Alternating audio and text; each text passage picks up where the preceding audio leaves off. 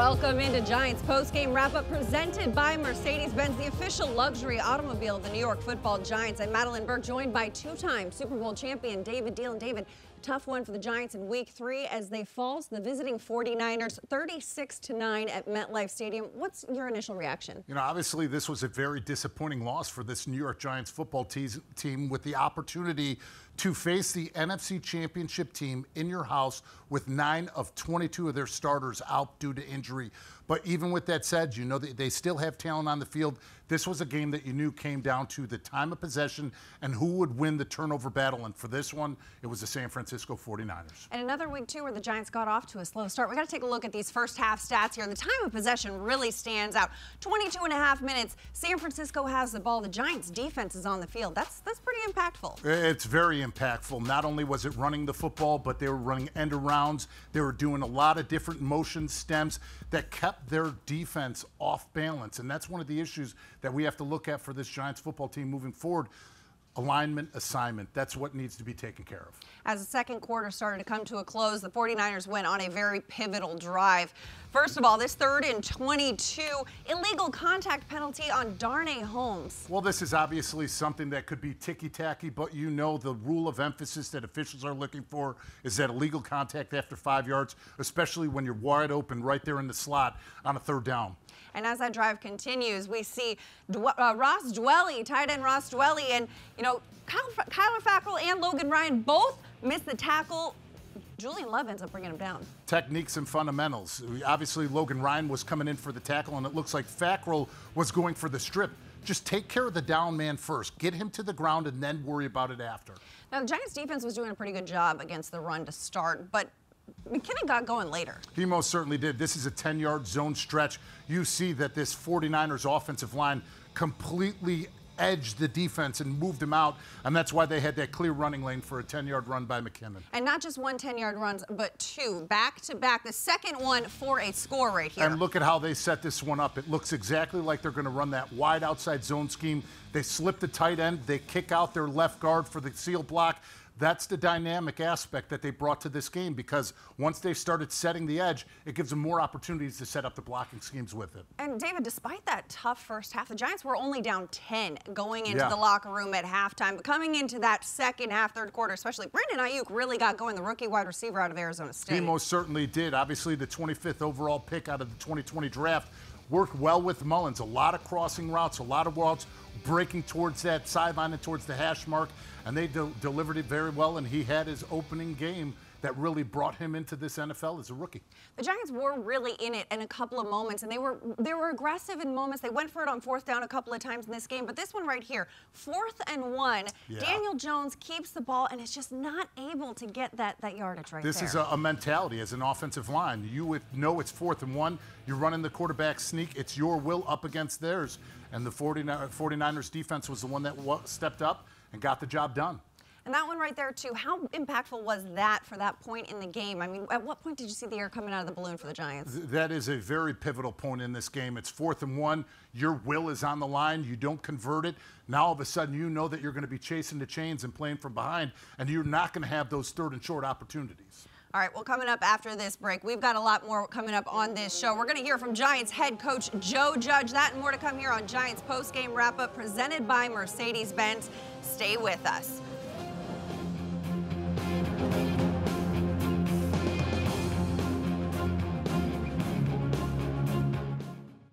Guys, appreciate your patience waiting.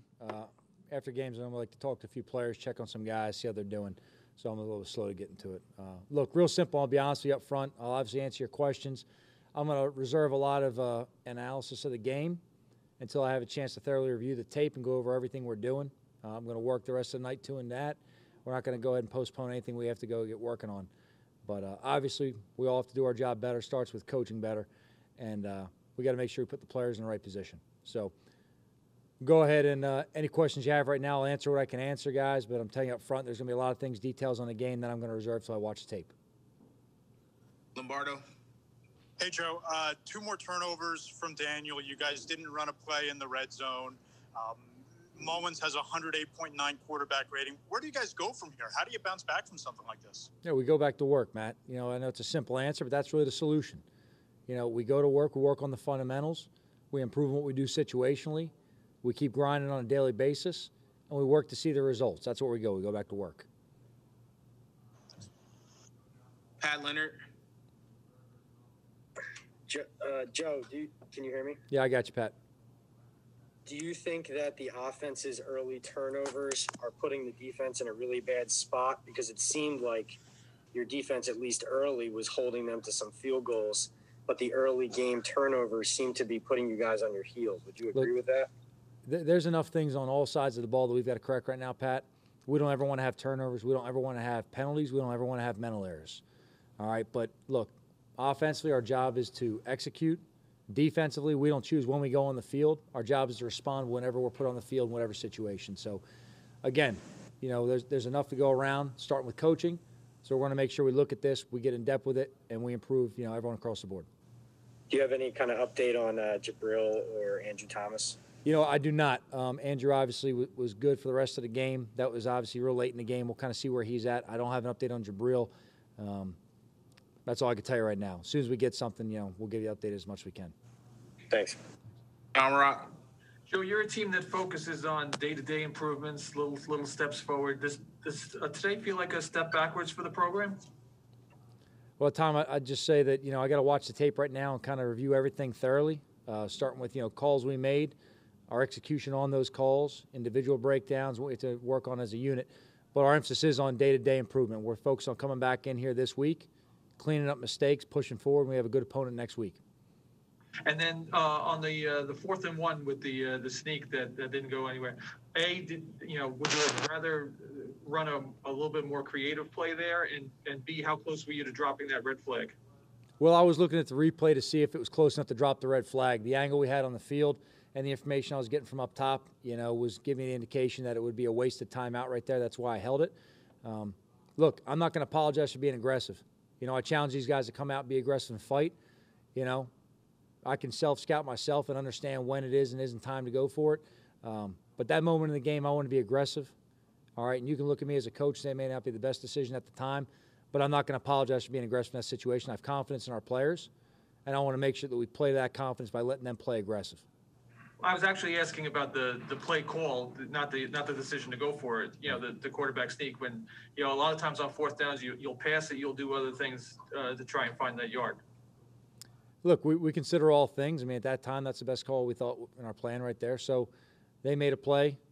We've got to go ahead and make the play. Thank you. Thank you. Zach. Hey, Joe.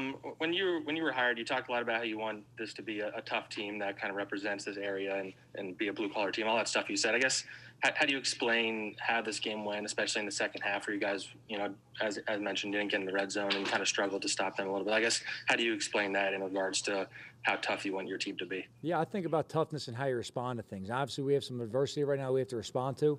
When I think about this area, you talk about blue-collar. You know, people that work blue-collar livings, like, you know, my family did growing up, you just wake up every day no matter the circumstances and you go back to the grindstone. And that's what our team's going to do. We're not looking for excuses. We're not pointing fingers. We're not looking for shortcuts. We're working on building this thing and building this thing the right way for this area, all right, for the families that this team represents. And we're going to come back Wednesday, and we're going to work our butts off to get this thing right moving forward. So in terms of the people in the area who want to know the direction this program's going, I can assure you that I take a great deal of pride, and I put a lot of personally into this to make sure that the product they see on the field they can be proud of. And although they're disappointed with some of the things that have happened on the field, I can assure you we're working the same way they work every day to get our butts back to work, to get it right, and to get it going forward. Thanks. Dunleavy. Joe, when you see how the 49ers were injured, missing 8 starters, and then you see how your offense struggled without Saquon and Shep, does that concern you about the lack of depth that your team has on this roster? Oh, we have players. We have players. All right. Obviously, you know, we don't want any of our players injured. But we have players in a position right now on our roster, on our team that were on that field today that can help us win games. So we got to make sure that everyone coaches better. We have to raise our level of play, and we got to take advantage of opportunities and not make mistakes that put us behind. Jordan. Hey, Joe. Hey, Jordan. This 49ers team had, however you want to count, 7, 8 starters that weren't playing today. They obviously beat you by what the scoreboard said. What does that say to you about where this program is in your mind as a whole? I think we're still in the same point of pushing forward every day. Look, I told the players, regardless of whether you win or lose, there's always things to work on and improve. Okay, you never play a perfect game. We got to focus right now on seeing the things that we're putting ourselves behind on. We got to push forward and make sure we make these improvements. All right, but we're still in a phase right here that we would at any point in this program of moving forward on a daily basis, making improvement, and making sure we give the players the best chance to be successful on Sundays. Ralph? Hey, Joe, I know your defense was on the field a lot, and obviously you guys were in the game for a while, but it seemed like they had a lot of breakdowns in the second half. Wondering if you think they tired out or it was just there was some other reason for the mistakes. I got to look at the tape more thoroughly to give you kind of a full answer on that. Look, I think you guys play hard. All right, I'm proud of the way our defense plays in terms of effort and toughness. That's a trademark these guys come to work with every day. So there's some things we obviously have to correct. But let me look at the tape and kind of give you a better answer later on. Thanks. We got time for 3 more. Jen, Tom, and Ed. Jennifer? Coach, what was your message to your team after this one? We got to come back to work. That's it. We got to come back to work. Got to stick together as a team. We have to coach better. All right. We got to raise our level of execution as players. And we got to go ahead and keep pushing forward and improve on a daily basis. There's no magic formula to this. There's no magic wand. You don't go out there and just solve every problem in a day. It's a day-by-day process of putting things together. Tom Rock? Joe, can you just talk about the penalties today, the 2 in particular, the Darnay penalty and the one on Darius on the one that would have gotten you probably first and goal? Talking about the offsetting penalty right there? The offsetting one, yes. Yeah, you know what? To be honest with you, I was watching a different part of the field on that. I did not get a clean look at Darius on that one right there. I got to see where his hand placement was on that and what happened specifically on the play. We don't want to have penalties any time. And the one on Darnay, you know, we got to play with clean technique to make sure we don't give him an opportunity in that situation to extend a drive. So something we work on a consistent basis. We got to make sure we do a better job coaching those techniques and execute them on the field. Is it more frustrating that those penalties happen sort of not at the peak of the play, not at the point of the play? I think anytime you have a penalty, Tom, it's frustrating if it costs your team, whether it's right at the point of attack or if it's backside. So to me, it's you got to play with good technique and awareness the entire time. Thank you. Thank you. Last question here, Ed. Joe, you obviously, you have a young team that really hasn't experienced winning. Do you begin to worry at some point about these guys losing confidence or sort of beginning to expect things to go wrong at some point? No, I think winning is a result of preparation and then execution. It's that simple. It's not easy, but it's simple. All right, so our focus has to be on the daily basis of what we do to prepare, put ourselves in position, and then we get into these games for these 3 hours once a week that we execute as good as we can. We execute as coaches to put them in the right position, and we raise our level of play as players. But, right now, look, confidence is gained from practice execution, and then it's affirmed by game execution. So we just got to make sure we come back to work on Wednesday and put it together. Thank you. Welcome back to Giants Post-Game Wrap-Up. That was Giants head coach Joe Judge. Post-game sound brought to you by Toyota, the official vehicle of the New York Giants. David Deal, what was your reaction to hearing the head coach speak after that one? I'm sure a lot of people would want him to be screaming, yelling, throwing people under the bus. But I love the approach that he took. He's not making excuses. He's taking accountability of it as a coaching staff. But I will guarantee you this. This team heard a lot before he came out for this press conference on their performance today. And when they come in tomorrow and they break down the lowlights of this film, you know that moving forward, to be on this football team, you're either going to be a part of the solution or you are a part of the problem.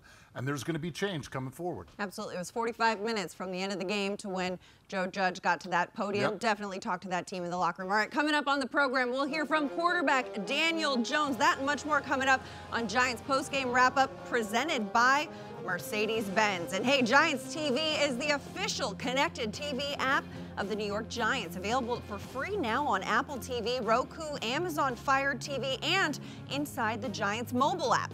Stream game highlights, interviews, TV shows, and more exclusive video content with Giants TV.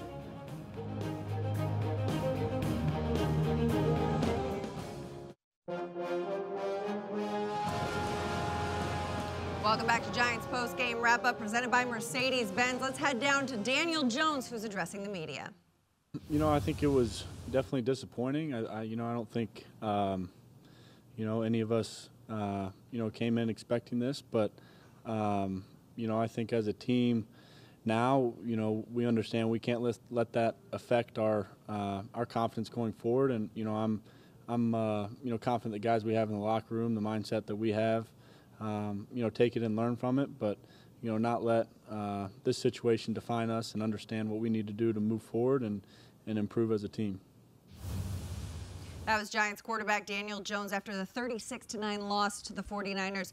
David, DJ was the first Giants quarterback since 1970 to lead the team in rushing the first 2 games, and he did it again in Week 3, 49 yards on the ground. Well, one of the ways that they used that was using the over-aggressiveness of this 49ers defense against them. We knew that they were a fast-flow defense, and with some of the motions and with some of the movements that this offense for the Giants did, it set up opportunities for Daniel Jones to run the football. You just wish that they were able to capitalize on it more earlier, because that's the same reason why they ran that play with Evan Ingram, was to get to the edges. Now, coming into this season, Joe Judge, Jason Garrett, this whole coaching staff said they wanted to be able to focus on using the players to their biggest strengths instead of forcing them into a scheme. Did Jason Garrett call in some more of these run options for Daniel Jones, kind of emphasize that a little bit? Without a doubt. I mean, when you need plays made, you put the ball into your best player.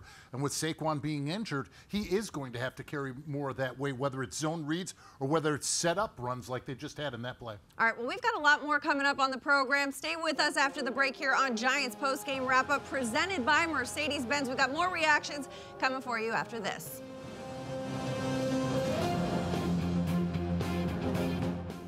Obviously, it sucks to lose, but I kind of want to see, obviously, the tape to see certain moments. I think it's going to still come down to the same things we've been talking about the last 2 weeks, just fundamentals and making sure we're in the right spot, leverage-wise, not making stupid mistakes, and just not hurting ourselves.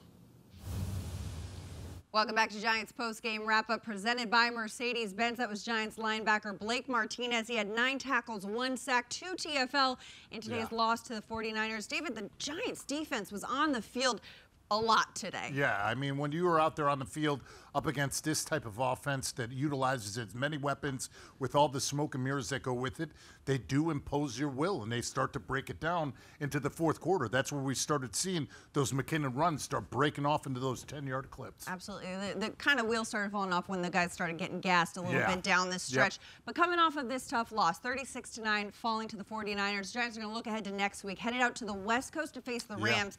The Rams played the Buffalo Bills today. They were down 28-3, came back and almost won with what would have been the 3rd largest comeback in NFL history, lost 35-32. What are your anticipations out of this matchup next week? Well, the Giants defense is going to face a balanced attack, 32 runs, 32 passes up against this Bills offense. Darrell Henderson, their second-year pro running back out of Memphis, had a 100-yard game. 6 different receivers caught passes in this game, so you know Goff spreads the football around. And on the defensive side of the ball, they gave up a lot of chunk yards, not only on 3rd down, but down in the red zone. But you know that they do have Aaron Donald. They sacked Josh Allen 4 times and did create 1 interception and 1 fumble caused by Josh Allen. So you know this is a team that with that front group up front and Jalen Ramsey on the outside, they can cause some problems for an offense. Now the Giants are going to want to kind of be aggressive. What can this Giants team do to kind of be the aggressor and attack this Rams team? Well, obviously, number 1 starts off with techniques and fundamentals. That's the number 1 thing that this Giants football team needs to take care of. Secondly, being comprehensive on 1st and 2nd down. When you're playing this Rams team on the road, the last thing you want to do is fighting the chains when you've got Brockers and Aaron Donald on the inside. You know, I mean, obviously the 49ers stayed on the East Coast. They didn't want to do that coast-to-coast travel 2 weeks in a row. How draining is that for a player to go from the East to the West Coast? Well, obviously it's something that comes with your schedule and making sure you stay hydrated, making sure that we used to wear the spandex under our suits to keep the compression on your legs. And the other thing that you do is right when you get there, you stretch out, make sure you get your mobility going to wear out any of that time. But we know that Joe Judge, with the practice schedule throughout training camp and up until this point, he's got them prepared for the different times and the different moments of where they're going to be playing their games. And Joe Judge talked about this week. He wants to get back on the field, work on the details. If you're Joe Judge, what is the focus of this week to kind of correct course for this Giants team? Making sure that you make the corrections. Like I said, tomorrow they will roll out the lowlights, and if you don't correct those things, it's like shark in the water. The rest of the defenses, the rest of the offenses are going to attack those exact points until you correct them. You don't want to have the defense on the field for 70% of the game. Is that more of an offensive thing? Without a doubt. Obviously, it comes down to the offensive line, running the football and controlling the line of scrimmage, but also Daniel Jones taking care of the football and get some easy yardage, whether it's quick slants, whether it's getting your tight end Evan Ingram more involved. Those are things that this Giants offense are going to need to do. All right, well, you've been with us for our new show, new time, 11:30 p.m. on Sunday nights. For David Deal, I'm Madelyn Burke. Thanks for watching Giants Postgame Wrap-Up presented by Mercedes-Benz here on MSG Network.